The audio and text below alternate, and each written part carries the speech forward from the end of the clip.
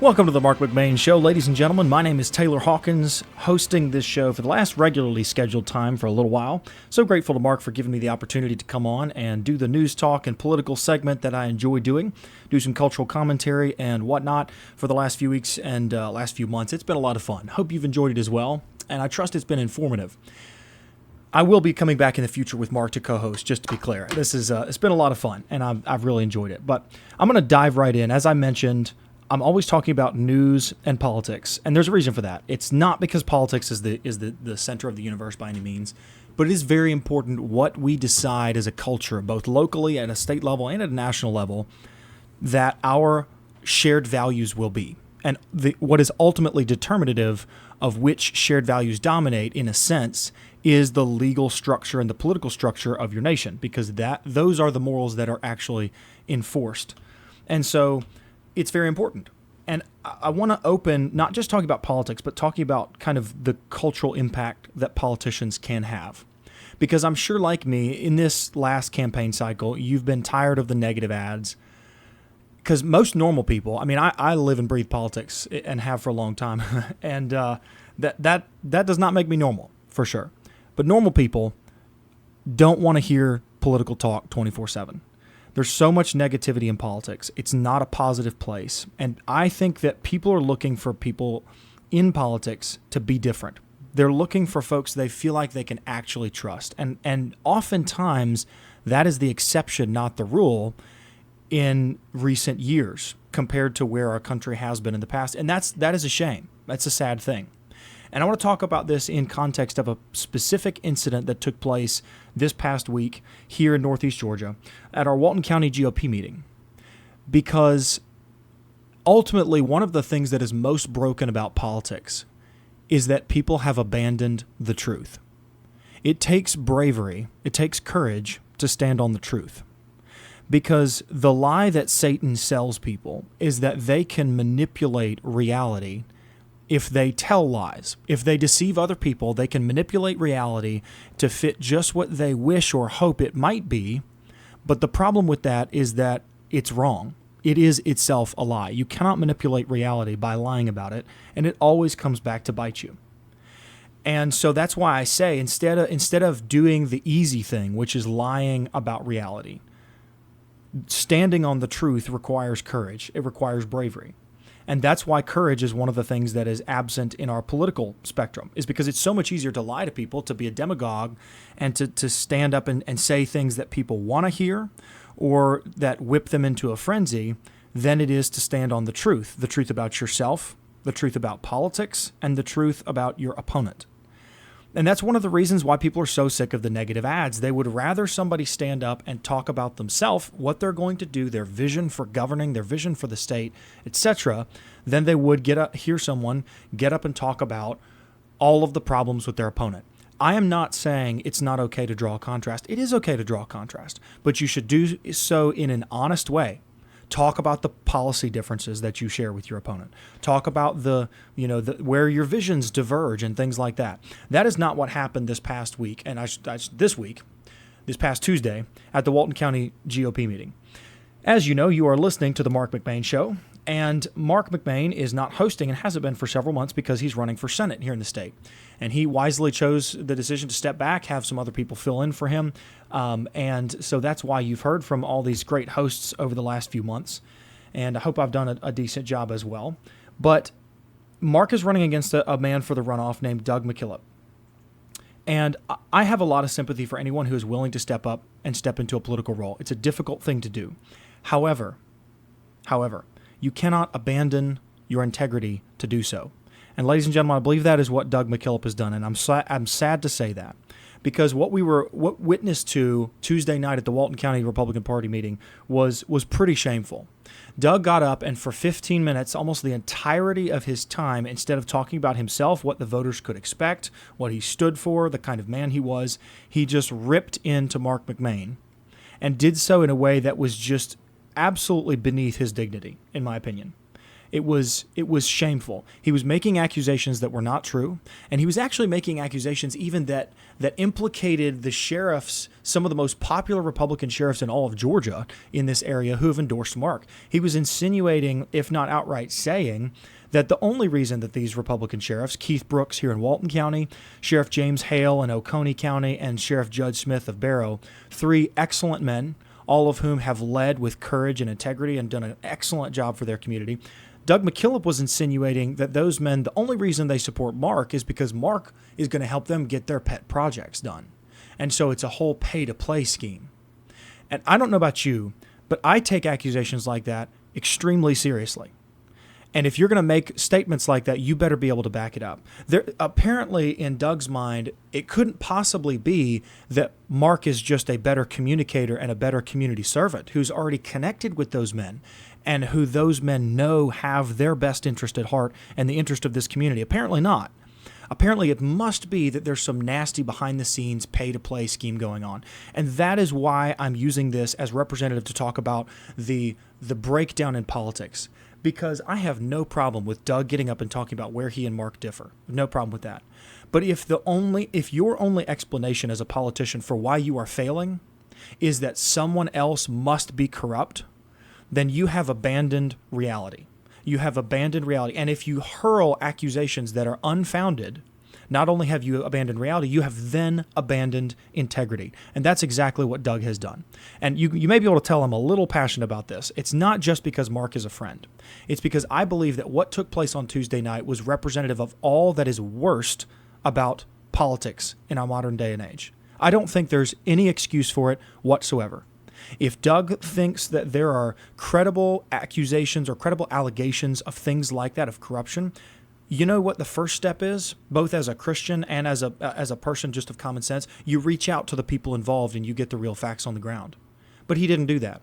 And so one of the things I thought that was most politically foolish about the action that he took is not only has he now publicly said this on multiple occasions, making claims of corruption and pay-to-play politics between Marc and the most popular sheriffs, again, some of the most popular sheriffs in all of Georgia.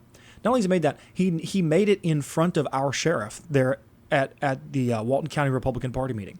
Sheriff Keith Brooks, and I want to say this because I didn't say it on the night, and I should have. I should have clapped back pretty hard at the insinuations that Doug made on stage, and I feel bad that I didn't do it. Keith Brooks is a man of integrity. Keith Brooks has done a fantastic job in this community, and there's a reason that he is endorsing Marc McMain. It has nothing to do with corruption. It's because both of them are gentlemen who lead from the heart, who lead with integrity and courage, who have served their community, who care about their community, and who know what their community needs. And so to me, the kind of accusations that Doug hurled, not only against Marc again, but against our sheriff and against the sheriffs in surrounding counties, was pretty insidious. It was very, very low. And I think the things that he has said have shown voters really that he's about as reliable as a screen door on a submarine. And I think the only thing that's pay to play here was his integrity, which was bought and paid for. And again, it wasn't bought and paid for by somebody outside. He chose to spend $650,000, if I understand correctly, of his own money to buy this seat. And I have sympathy for the fact that he wants to serve. I have sympathy for that. But I think his tactics demonstrate that he wants to serve for the wrong reasons. Because when he got desperate, when he realized that he is not winning, he resorted to tactics that are beneath the dignity of a gentleman, beneath the dignity of a Christian, and should not be seen on this side of the aisle. I want to be very clear about that. Folks, you're listening to The Marc McMain Show. I'm your host, Taylor Hawkins, and we're talking about the problems that went down this past Tuesday at the Walton County GOP, where Doug McKillop made some wild accusations about Marc. Another one of those accusations he made was that Marc McMain owns data centers or is pro-data center. Now, that's about one of the most unfounded allegations I've ever heard. Marc does not own any land that is turning into data centers. He has not supported data centers, except insofar as they may or may not benefit a local area, and that should be the local community's decision. There is nothing whatsoever to tie him to the growth of data centers, and so that is a shameless, just absolute lie. I don't know how else to characterize it. It is a deception. I'm not even sure why Doug himself believes that. And then the last thing I want to mention is the characterization that he has made of Marc in his advertising. Doug there's nothing inherently wrong with sending out a negative mailer about your opponent. If you feel like your opponent has things that the electorate needs to know about, and those things are true and they are real and they are emblematic of that person, then sure, put your name on the mailer, spend some money and send it out and let people know, hey, so-and-so who's running for this seat has done XYZ thing, and you should know about it. Nothing wrong with that. I would hope and trust that every good politician leans much more heavily on positive mailers than negative ones, but they work, and so I understand their use. Anything that Marc has sent out about Doug has had Marc's name on it. It has been well-sourced and verifiable information. Doug has not done the same with what he has sent out that has trashed Marc. This has not happened. He has not put his name on any of them, and they are grave insinuations, ladies and gentlemen. One of them says that Marc supports massive gambling expansion.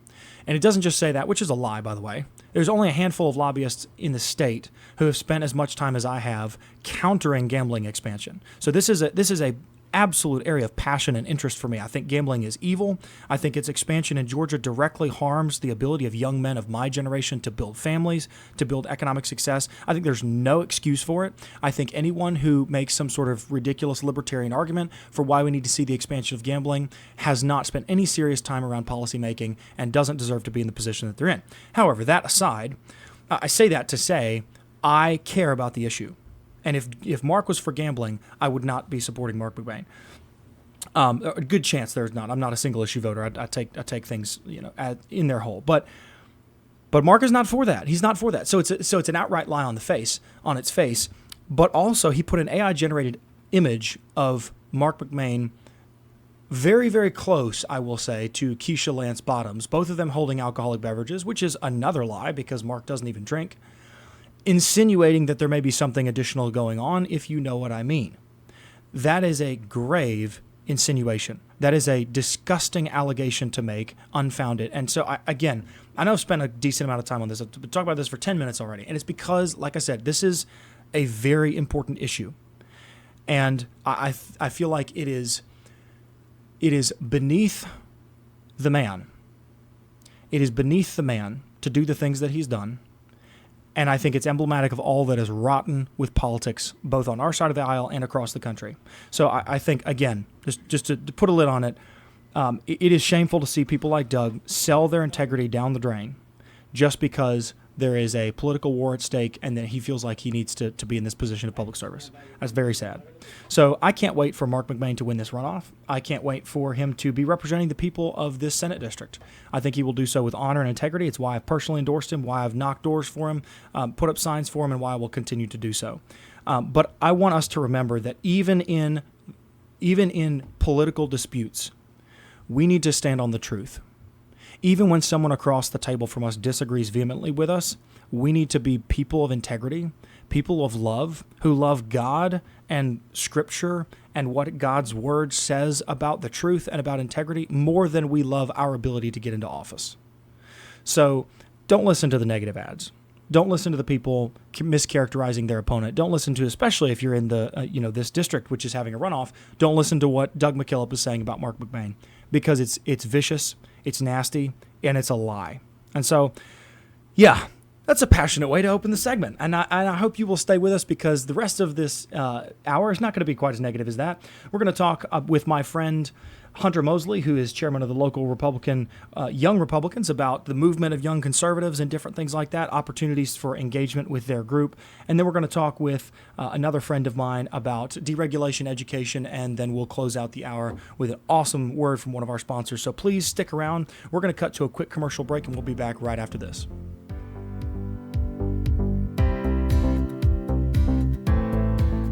I chuckled at a cartoon that showed a news conference by a United States senator who announced that he was divorcing his family so he could spend more time with politics. We may laugh, but the truth is many people make that statement every day. Maybe not with words, but with their actions.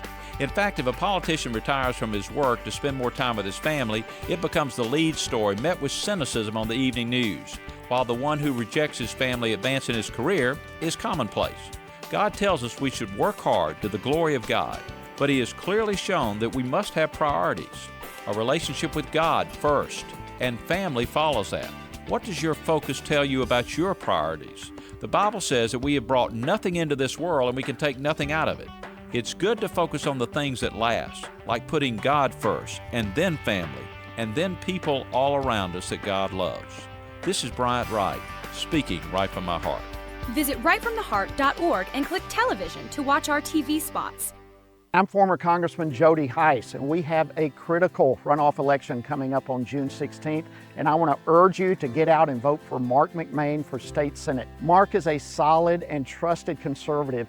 He'll defend our constitutional rights, support law enforcement, and fight for Georgia families. But dark money groups are now attacking Marc because they know he is the true conservative in this race. So don't stay at home, and let's all keep the main thing the McMain thing. Paid for by Marc for Georgia Incorporated. John's Supermarket in downtown Monroe is proud to serve the Walton County community for over 50 years. 3 generations of the Thompson family offering the freshest produce, quality meats, everyday essentials, and now featuring Bistro South, a quick service restaurant with freshly made Southern cuisine and ready-to-heat gourmet meals. Always proud to support local farmers and suppliers, John's Supermarket has the best meat in town and tons of weekly specials. Stop by and see them for all the ingredients, meals, snacks, sweets, gifts, and everything in between you need.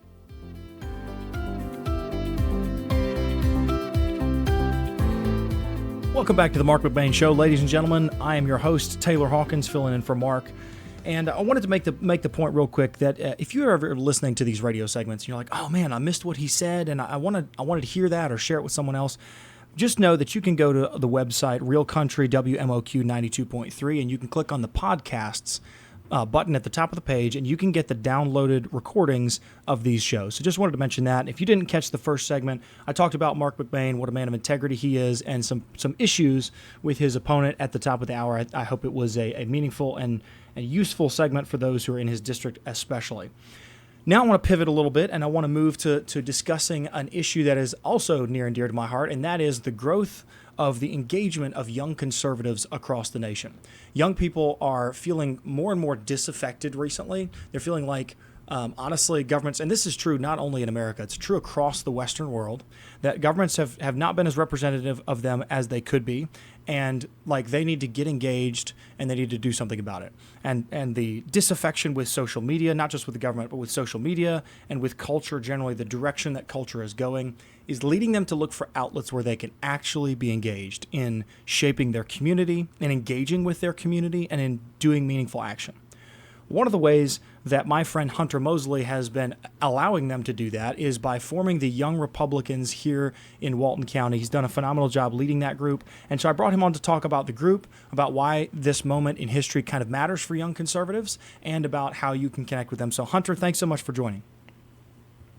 Taylor, thanks so much for having me. It's great to be here, man.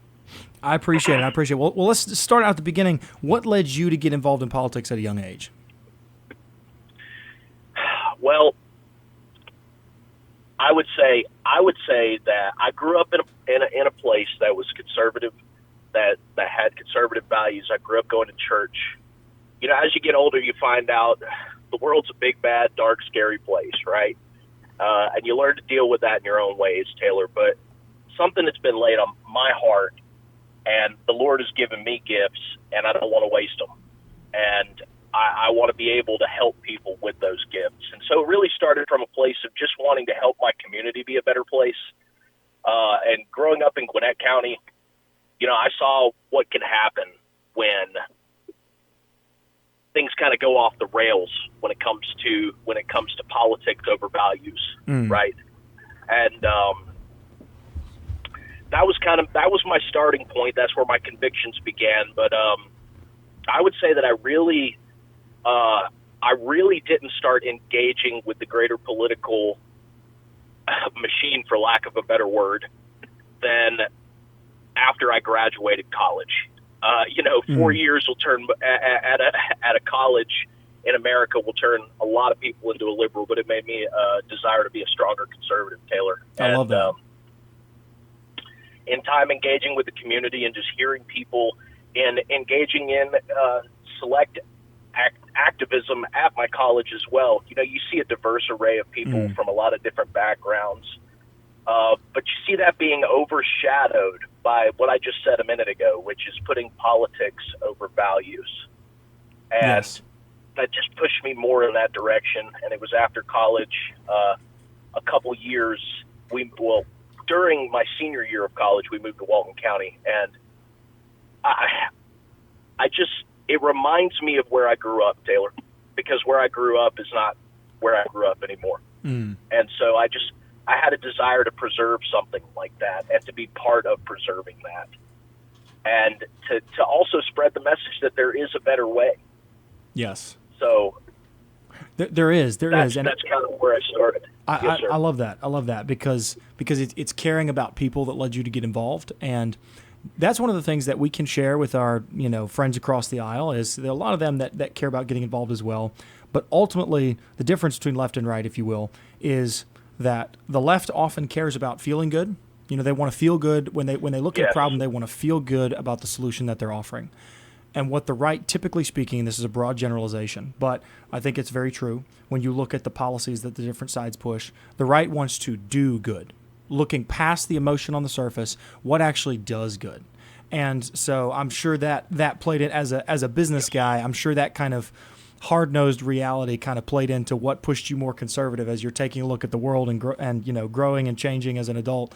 That things like death and taxes, just the realities of life push you. Life. Exactly. They push you to becoming a conservative. And so I love that did that for you. Now tell me about, so that's what kind of got your entree into politics, if you will, and, or into, paying attention, being involved. At what point did you feel like we need a group in this area of young folks, 40 and under, who have a place where they can go and just shoot the breeze, build community, etc.? Well, Taylor, in the early phases of learning to utilize my degree and how to interact with the economy with it, I thought, okay, I should go to work for a political organization. And I did for a short time. I did during the election cycle that Herschel Walker was on the ticket. I did some time with Georgia Victory. I did a few months as a field organizer with them, and mainly, a lot of the engagement that I was responsible for was in Walton County. And I looked around as I'm in Walton, and I realized where are the other people, right? Where are the other young people that are out, that need to be out and engaging and knocking doors, making voter contact, being part of the other organizations. And I said, surely there's a Young Republicans organization here. And there wasn't. And it's the reddest county, or one of the reddest counties in the state. I'd like to say it's the reddest county in the state. Certainly has been in the past. That's been changing a little bit, but yeah, it's still a very Republican place. It has, which is why the urgency is even greater now. But moving back to that, I just looked around and I said, why isn't there more engagement of the young generation? And so I took it upon myself. I reached out to the GOP to find more information, and I reached out to the Georgia Young Republicans, and I volunteered. I said I will step up and I will spearhead a group that creates an apparatus for young people to engage in the body politic here in Walton County. And we need it. We need it because if the next generation doesn't step up, I think we can all do the math, Taylor. We know what that means. That's right. So. That's right. And there's a growing, as I mentioned at the opening of this segment, there's a growing disaffection across many variants with young people in general. And so any outlet, I think, that gives them an opportunity to engage with the community, to engage with government, and to get an idea of, okay, this is really what life is like, is extremely helpful. Because the reality is social media has so perverted our generation, yours and my generation, and those coming after, that conspiracies spread, as they say, a lie can travel, twice around the world before the truth puts its pants on. That feels more true now than ever, because of the impact of social media. And so getting people more connected to the place that they live, the people who actually represent them, and making them feel like they do have a voice and they do have the opportunity to impact the world around them, I think is very valuable. And the platform and having a voice, that is so key, because I'll tell you, social media, it feeds off people's negative emotions. Would you agree with that? Yes. Yes. Absolutely. And so when there's that frustration that builds up, and you feel that hopelessness of not being able to do anything about it, I'm here to tell you today, you can. Yes. You have the opportunity. There is opportunity. Yes. And we need you. We need you. If you're frustrated with what's going on right now, if you're under the age of 40 or over the age of 40, there are so many different ways in this county and beyond for you to get engaged and for you to step up and play a part. And we need you and we want you. Exactly. It's not just important because, we are literally engaged in the project to save our state, save our nation, and honestly, to save the West. It's also important because of the psychological impact that it has on people. And Hunter, I know you've seen this as well. And those who are listening, if you're even moderately politically engaged, I'm sure you've seen this as well. You'll have people come up and tell you that they're kind of sick of politics. And when you dig under the surface, what that usually looks like is people say, they've been imbibing a lot of media about politics, and they don't have an outlet for it. So they're taking on a lot of the negativity, a lot of the problems, but they're not being given the opportunity to have solutions for those problems. So it ends up leaving you feeling victimized because you see the problem and you don't see a solution. You see the problem and you don't see a solution. Yes. And you end up feeling like nothing can change. I'm trapped in a cycle like a hamster wheel of negativity and problems, when that's not only not how politics actually is, it's not how the real world works. And Viktor Frankl, in his book, Man's Search for Meaning, he was a Holocaust survivor, made the point that even in the worst circumstances possible, every man still has the ability to choose his attitude and to choose the effort with which he engages the world. And so the reason that projects like the Young Republicans here in Walton County and other political projects that give people a voice, give people a platform are important is because they help snatch people back from the fires of disillusionment and negativity and nihilism. Yes. And they say, you matter, your voice matters, and you can be a part of the solution, not just the problem. Wouldn't you say? I would 100% agree with you there, and I'm going to actually ask that you text me that book. A good leader is always reading a good book, Taylor. So exactly. Please do text me that. I would like to read it. Happy to, man. Happy to. And real quick, Hunter, before you pivot to that, keep that thing in mind. I just want to give people a quick station identification. Folks, you're listening to the Marc McMain Show on WMOQ 92.3. I am your host, Taylor Hawkins, and we're talking with Hunter Mosley, who's the chairman of the Young Republicans here in Walton County in this part of Northeast Georgia, and he's doing a great job running that group. So I'm sorry I cut you off there, Hunter. What were you going to say? No, that's okay. I want to say this before I say the next thing. Nothing is perfect. No one is perfect, and we all know that as believers, and we know that as human beings, right? But consider this your reminder if you think you're perfect. That's right. Right. But I say that to say this: there is, to a degree, some barrier of entry, and we need to break those walls down, Taylor. We do. We need to create a place where people feel like they can step up. And so that's my objective. And I think it's our local GOP's objective. And just self-awareness is such a great thing. We don't want people not being able to approach us. We need people to feel like they can walk in the room and they can have a say in what's going on. And that's truly believe the pivot I think that we need right now. I totally agree. Well, unfortunately, we're getting close to the end of our time. So, Hunter, thank you so much for joining us. But before you go, I'd love for you to talk about the events that are upcoming for the Walton County Young Republicans. Where can people join you and join us if they want to come get more involved? Absolutely. Well, first and foremost, we have a beautiful new website. Please check it out. Go online at www.waltonyr.com. But we do have a few events coming up, as Taylor mentioned. We're going to be having a watch party. That's the closest one to today. That is next Tuesday, the 16th, 7 p.m. at La Gabrielle in Monroe. Please put that on your calendars. We would love to have you there. It's just going to be a good, fun night, social, just watching the results as they come in. And as Taylor said earlier, let's definitely all get out and vote. And please, if you're in Senate District 46, vote for Marc McMain. Yes, and for sure. We are also going to have a booth at America's 250 celebration in Monroe. That's going to be from 9 a.m. to 2 p.m. on July 4th. We're also going to be rolling out some of our new T-shirts that have our new branded slogan on it, which is under 40 and over it. And then, of course, our annual car show. which is coming up on October 24th from 9 a.m. to 2 p.m. at 1025 Church on East Spring Street. Please check us out online, like I said, on our website. You can also go to waltonYR.com/car-show-26 or 2026, my apologies, if you would like some more information about that. We're accepting vendors, sponsors, and car registrations now. So, Taylor, once again, thank you so much for the time today.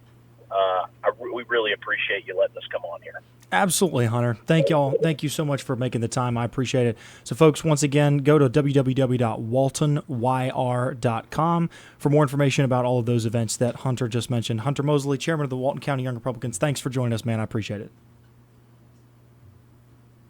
Alrighty, folks, we are shifting now to a segment with another friend of mine, Kennedy Atkins from the Georgia Public Policy Foundation, real quick right after this next commercial break. So stick with us. You are listening to The Marc McMain Show.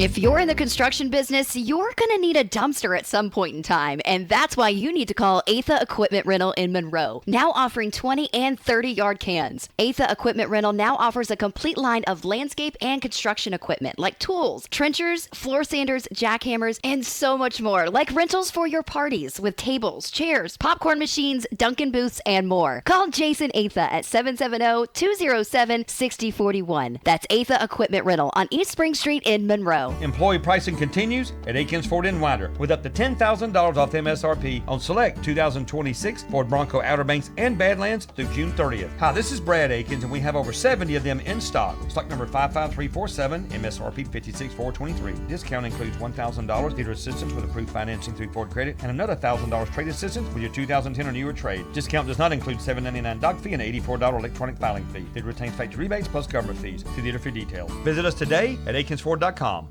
When you walk through the doors of Campton Restaurant, you're not just here for a meal, you're part of a tradition. I'm fourth generation owner Josh Parker, and for nearly 40 years, families in Walton County and surrounding areas have gathered around our tables to share stories, laughter, and good Southern cooking. From crispy fried chicken to heart-healthy daily specials, there's always a plate waiting with your name on it. We're open Tuesday through Thursday from 11 a.m. to 8:30 p.m. and 11 a.m. to 9 p.m. Fridays and Saturdays. So come on by, make yourself at home, and experience Campton Restaurant, where family tradition meets every meal. I'm Miranda, founder of the Humane Society of Walton County. We're a community-funded, no-kill shelter for homeless dogs and cats. We're raffling off a brand new 2024 Jeep Wrangler or $40,000 in cash. Tickets start at $30 each, with only $5,000 being sold. To purchase your tickets, visit humanewalton.org. You don't want to miss this chance to win a brand new 2024 Jeep Wrangler or $40,000 in cash, all benefiting the Humane Society of Walton County.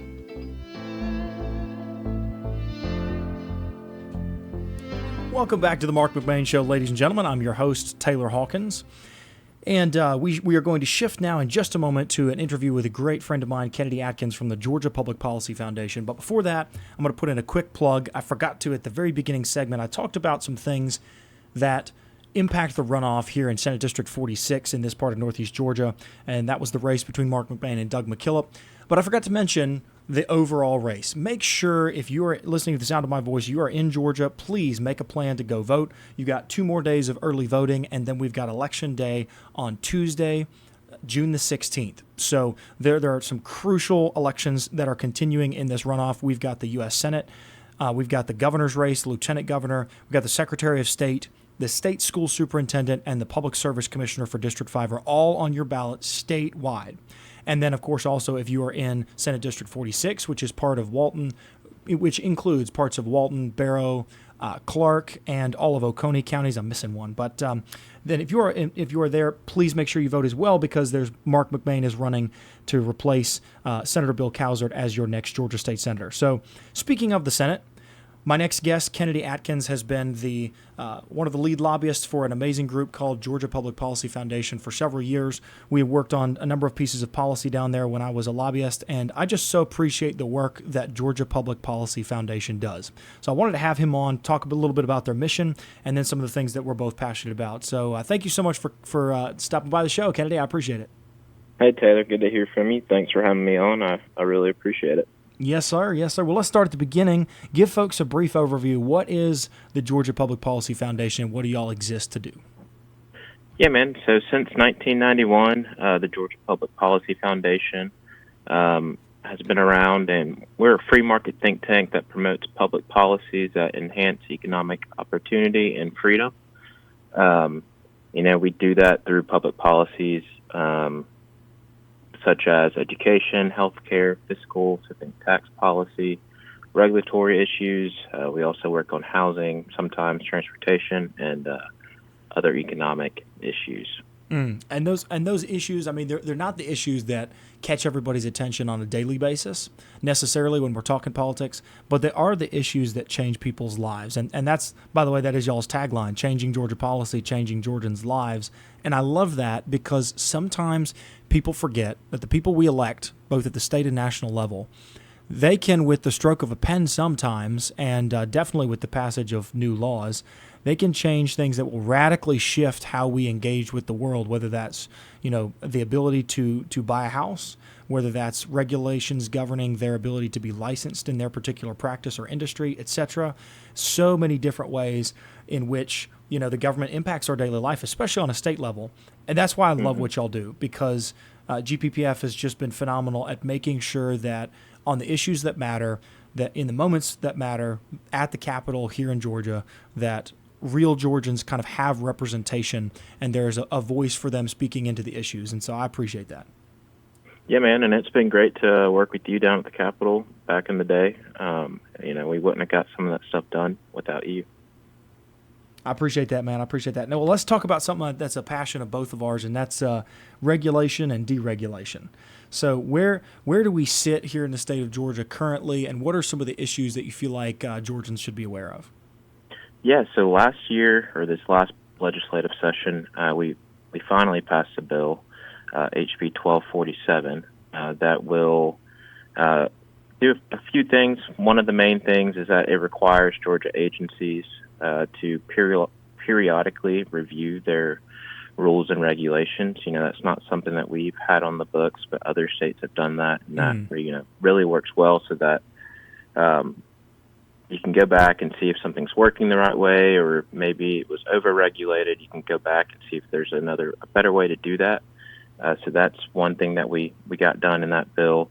Another part of that bill is that it requires Georgia courts to make rulings without defaulting to a state agency's preferred interpretation. So, now when a regulated party and agency, they get a court, the court's not automatically going to defer to the agency's interpretation. So that, levels the playing field for businesses. Maybe it's an individual that's, running a small business. But that was a really good piece of legislation that we passed this year. And that was important to us because the Cicero Institute, or the Mercatus Institute, they ranked us as the 26th most regulated state. And so we're, kind of middle of the pack, but this hopefully will bring us down from that. That's right. Another interesting fact is that, in Georgia, we have more than 18,000 regulations currently on the books. And so now we can actually take a look at those and kind of see, okay, like I said, is there a better way to do this? Can we maybe cut some of these things and just let entrepreneurs and businesses thrive in the state? It's one of those things that's kind of common sense to anybody who's involved in business, is that you don't let your SOPs, your standard operating procedures, and your systems and all of those things, you don't let those run, just because. You don't set a system in place and then never touch it for 30 years. If you did that in business, you're going to fail. Why? Because market conditions change. Things change. The inputs change. And so the system has to change. And the problem with government so often has been that the impetus is actually towards not changing. And so we have to kind of intervene and break the system a little bit and add those incentive structures that force regulatory bodies to kind of take a look in the mirror on a regular basis and say, hey, is this policy actually good for Georgians? Is it helping people? Is it protecting people? Or is it just another piece of red tape that adds a burden to Georgians' lives? Right. And that's kind of what we want to do. This doesn't say they can't regulate, they can't do something. Maybe down the road, we'll look at things that say, okay, this regulation costs more than $1 million for a business to implement. maybe the legislature should have another say in, implementing that rule or regulation. But that's not something that we try to get done this year. Yeah. Oh, there's so much left to do, right? when it comes to always stuff out there. deregulation and like I said, changing those incentive structures, there's a lot left to be done, and that's why I'm so proud of the work y'all do. So quick note of station identification once again, ladies and gentlemen. You're listening to the Marc McMain Show. I am your host, Taylor Hawkins, and we're talking to Kennedy Atkins from the Georgia Public Policy Foundation, which is a phenomenal think tank here in Georgia that exists to impact and influence public policy in a positive direction to protect the free enterprise system that we have here in our state and to limit government and just cause economic thriving in our state. And he does a wonderful job with that, and so does his boss, another friend of mine, Kyle Wingfield, and their team. They are just phenomenal people over there. So, Kennedy, I want to shift to another passion that we share, and that is education. So let's talk a little bit about education. What are some of the victories and maybe the things y'all are looking at GPPF with regard to that? Yeah, man. So, thanks for your work, for your help, I guess I should say, and a couple other good groups down here in Georgia. A few years back, we passed the Georgia Promise Scholarship Act, and so that allows folks in the bottom 25% failing school districts to attend a private school, with $6,500 that they otherwise would have got in their local school system. To go to a private school, maybe it's just a better situation for them, or maybe it's, they want to try something out different for their kid, where the kid has different needs than the school can offer. So that was a really great program, and that's something that we're looking at in the future. Like, how can we make this work better for families? How can more families be able to use it? And that's, that was a huge win. So that's something that we're always taking a look at, thinking about what could be better in this program. And it's something, I know folks who've listened to at least my Thursday segment regularly understand, but education takes up almost exactly half of the state budget here in Georgia. So it is a very significant allocation of money and resources in our state. And it's an important topic no matter what amount of money is spent on it, because we're talking about the education and the abilities and the academic knowledge of the next generation. And ultimately, the next generation of leaders is going to come out of those who are educated in this state. So it's very, very important. And I am so proud of the work that y'all did and that I was able to help on with the Promise Scholarship, because what we've seen in other states, when they get that kind of school choice, is just skyrocketing academic outcomes from the kids who are able to participate in it. When parents are given choice and when kids have greater customization of their education, it just does phenomenal things for their potential in the future. And so I'm so glad we were able to get that done. Yeah, me too. It's, in other states, it's not as limited as it is here in the state of Georgia. So maybe, one day we'll look at, expanding this program to all parents throughout the state. Right now, like I said, it's only the bottom 25, but you look at states like Florida, even Arizona, they're kind of uncapped. And so whoever wants to attend those programs can, not saying you have to, but that's always an option out there for you. So, that might be a good decision to make here in the future. Exactly. And one day, nothing, man. We gotta make it happen today. It's. I know y'all are laser focused on that as well, but it is definitely something we need to expand that school choice option to everybody, because the reality is, folks, look, we're not saying anything bad about your local school system. There are a ton of local school systems in Georgia. Praise God, they do a great job, really do. They're run by good people. But even the best school system in the world is not going to be the best school system for 100% of kids in its district. So what this school choice option does is it says, hey, we're going to say that parents are the best decider for their child on what economic and what academic situation, circumstances, etc., is going to be best for them. And then we're going to allow the tax dollars the state allocates, not the local dollars, not the federal dollars, but at least the state dollars, to follow that child and help support the best possible school situation for that child. And it, like I said, it's done wonders in other states, and I can't wait to see what it does here in Georgia. Real quick, Kennedy, before I let you go, anything else you want to mention about the awesome work y'all do at the Georgia Public Policy Foundation? One last thing I'll mention, and if folks want to learn more about us, they can at georgiapolicy.org, and Georgia is spelled out there. But the last thing is, this year we're seeing a shortage of housing, especially those, first-time home buyers, that kind of housing for them. And so this year at the Georgia Public Policy Foundation, we helped pass a law, SB 447, that will speed up the permitting in some of these local jurisdictions. And so hopefully we'll see more housing get on the books. And, tying it back to what we talked about earlier with regulations, we found that, government regulations account for 26.9% of the final price of a new single-family home. That's right. So hopefully we'll start to see those prices come down with this, and we're going to keep pushing on the housing front. So one of the key ways that policy impacts the lives of regular Georgians is stuff like that. And folks, while we close out, I want to make sure that you do have another opportunity to hear that website. It's Georgia, spelled out Georgia, policy.org.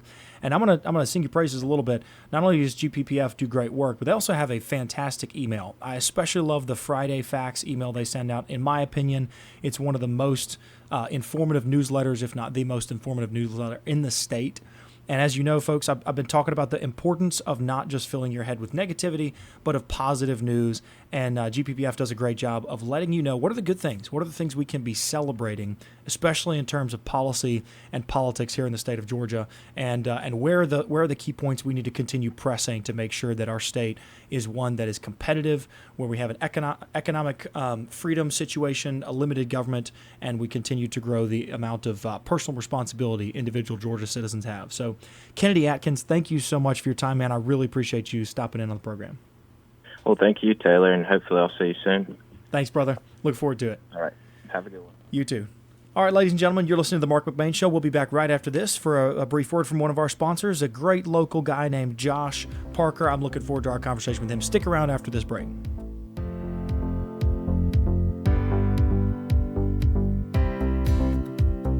Ready to grow your small business and reach thousands of new customers? Say hello to Town Values Magazine, formerly MTM Shopper, proudly serving the community for 22 years. Every month, thousands of magazines are mailed directly to homes in Walton, Oconee, Barrow, Rockdale, Newton, Gwinnett, and beyond to further expand your reach. Our magazine is packed with valuable coupons and services offered, helping families save money while supporting the community they love. We specialize in local direct marketing that works, building your brand, driving sales, and connecting you with the customers who matter most. Plus, we're online at townvalues.com and on Facebook and Instagram, giving your business even more exposure in print and digital. Ready to reserve your space in the next edition? Call Liliana at 770-267-6650. Town Values Magazine. Local, trusted, powerful, helping businesses grow and families save. Leadfoot Mulching and Grading offers land clearing, hauling of gravel and sand, and more. And now offering screen topsoil for the farmer or homeowner. Asphalt paving and more. No job is too big or small. Locally owned and operated, it's Leadfoot Mulching and Grading, serving all of North Georgia. Fair prices and great customer service. Phone 404-909-5227 or go to leadfootmulching.com. Franklin's Gun Shop in Athens has everything you need for hunting and fishing. They have great prices on their guns, ammo, scopes, bows, gun safes, knives, blinds, tree stands, and rod and reels, clothing, and more. I do all of my shopping at Franklin's, and they're open 7 days a week, Monday through Saturday from 9 to 9 and Sunday noon to 6. At Franklin's, you'll get great customer service from people who know what they're talking about. Family owned since 1961, located at 3941 Atlanta Highway in Athens.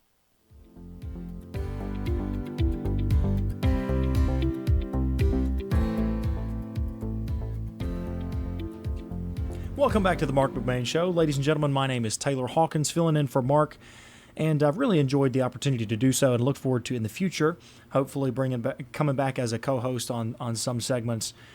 But we're gonna close out. I want to open with a quick discussion, and then hopefully we'll be able to have a conversation with one of our show sponsors, who is not called in yet, but may shortly. So I want to talk about something that has covered the pages of international news recently, and you may have missed it if you don't listen to a ton of news, and that is a couple of attempted beheadings in other countries. I mean, it's a crazy situation, crazy stories, so I'll give you briefly the details, and then we'll talk about it. So I want to start even before that. A week or two ago, a young man named Henry Nowak in the United Kingdom was stabbed by an immigrant with a knife that he illegally possessed. A knife that would have been illegal for any other Great Britain citizen to possess, but was legal for him because of a religious exemption, which personally I think limitations on knife carrying in public are absurd, but if you're going to have them, then you might as well enforce them across the board, but that's a side issue. He was stabbed multiple times after an incident following a sports game, and then when the police showed up, the perpetrator's brother actually called the police, and then they claimed that this young man, Henry, had instigated a racial incident. And so the police show up and arrest Henry, who at this point is having massive internal hemorrhaging from fatal stab wounds to his chest, and Vikram Digwa, who is the person who committed this atrocity, proceeds to lie to police about what happened, and police, while they are handcuffing this young man who's bleeding out, he tells them, "I can't breathe, I've been stabbed," and the police officers are responding, "Yeah, we don't think you have," before Henry Nowak lost consciousness and then died at the scene. And this caused much of the UK to erupt because video of what happened was released, and this is the direction that the West has been pushed towards favoring sensitivities on racial issues over actual harm to citizens. And so that is why I wanted to talk about this, because it has been representative not only of what's happening in Great Britain, but across the West. And then earlier this week, we had another incident where a Sudanese man who came to the EU as an asylum seeker from Sudan got into the southern, or the Republic of Ireland, I should say, which is the southern part of the island of Ireland, and then stepped across the border into Northern Ireland, and just, I think it was 2 days ago, stabbed a vulnerable learning disabled man named Stephen Ogilvie over 30 times and attempted to behead him in the street. I mean, this is a ghastly thing. So I'm sorry to kind of upset your drive home, or you're out and about and you're listening. It's like, what in the world what are we talking about? The reason I'm bringing this up, and that happened again yesterday in Italy, by the way. An immigrant from a third world country attempted to behead a local Albanian man who intervened to try to prevent that person from robbing an elderly man. And in all three of these incidents, there was either no response from police, no response from government, or the response defended the immigrant, not the citizen. And folks, there has been a rise in the pattern of the absolute lack of the ability of governments across the West to realize the problems with immigration that they're facing and that our nations are facing, and the problems that real people feel, the burdens that real people feel as a result of that. And so I think it's very important in this political moment for us and for government officials to realize that now is the time to be bold in immigration policy. Now is the time to step up and not just do the right thing, take the right action, but the time is now to speak the truth and to not say, I'm going to abandon the truth because of political sensitivities. You heard me talk about it at the beginning of the program where I said it is absolutely necessary, if we are going to be people of integrity and if we are going to be a culture of integrity, that we do not abandon truth. And I think these recent incidents that unfortunately are causing a lot of concern, a lot of riot and chaos all over the globe, in the Western world, in Ireland, in the UK, in Italy, etc., they are the results of cultures who have abandoned the truth, abandoned integrity. So I'm gonna shift tacks completely. So now that we've talked about that, let's shift tacks more to talk about local communities, because you heard we've had sponsors on before, and you heard me talk earlier in the segment about the way that politics and policies impact real Georgians. That's something I care deeply about. And so now we're gonna have a brief conversation with one of the sponsors of this very program, Josh Parker, who is a local real estate agent, and he owns a restaurant in this area, and we wanted to have him on to talk about both of those things. Thanks for joining the program, Josh. Hey, man, thank y'all for having me on. I always enjoy coming on and talking to the listeners, and it's always fun. Obviously, it's a little different that Mark's not on the show, but I've heard I've been listening to you, and you've been doing a good job filling his shoes. I sure appreciate that, Josh. I really do. Now, Mark, I unfortunately not had a chance to swing by your restaurant yet, but Mark was singing its praises the other day. So tell people briefly about that. Yeah, so Campton Restaurant is, it's a family-owned and operated business. We've been in business since Halloween 1986. My grandparents, Junior and Kanoy Parker, actually started that company, and they just with intentions of basically serving the community, serving quality food at the best, most affordable price. And it's just a tradition that I've been blessed to kind of carry on. I took over ownership in 2020. Wasn't the best year to go into the restaurant business. I joked with my grandfather until the day he died that he was the smartest man I ever knew, because he got out the best year. But I think the big thing I want to highlight about Campton is that it is, we're locally owned, we're locally operated, and when you eat there, you're not just supporting me and my business there, but you're supporting local people and the fact that everyone that works for us lives in Walton County. Everybody's from Walton County, so it's a real local business. So that's right, and that's something that people, I know there's a heavy push back to that, and I appreciate it. I think it's a good thing. I think people need to realize that supporting folks in their community is still a very important thing to do in the age of big box stores and chain restaurants and franchises. So I'm so happy that folks like you still exist, that we still have great local options like that. And folks, if you're listening, we are talking to Josh Parker, who owns Campton Restaurant, and that is located on Highway 11 between Highway 29 and Highway 78. That's north of Monroe. And I've heard wonderful things about it from so many people who have gone. So I appreciate you running that and running a good show down there. But Josh, let's shift tacks a little bit. I know you're a real estate agent as well, and wanted to talk maybe a little bit about what the market looks like, what the market's doing in our area.